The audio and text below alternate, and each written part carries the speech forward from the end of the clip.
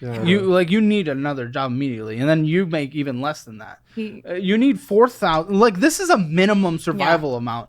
$4,694.67. Yeah.